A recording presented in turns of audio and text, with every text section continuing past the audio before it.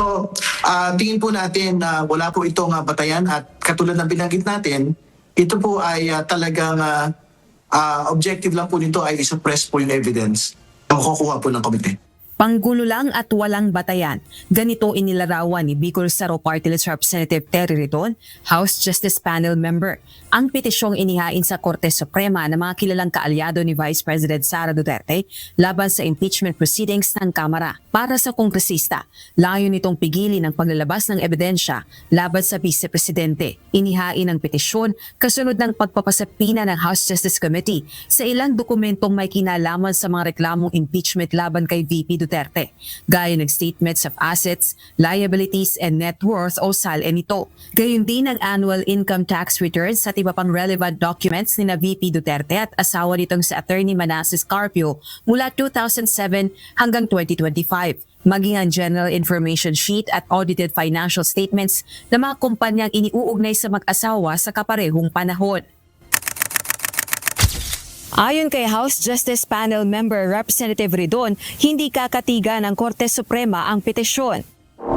Tingin po nating mababasura ay ito pong kasong final po ng mga abogado po ng pangalawang Pangulo. Kasama po doon sa kapangyarihan po ng mga pagdinig ay yung pong tinatawag na compulsory processes at kasama po dito yung kapangyarihan po na magsampina po ng mga dokumento. Ayon kay VP Duterte, wala siyang kinalaman sa petisyon at hindi kinonsulta ng mga abogadong naghain ito, bagaman nagpapasalamat ito sa kanila. Hindi sila nag-consult sa akin, no? Kasi hindi ko na iniisip ang impeachment sa panahon na yun. Iniwan ko na yan lahat sa mga abogado.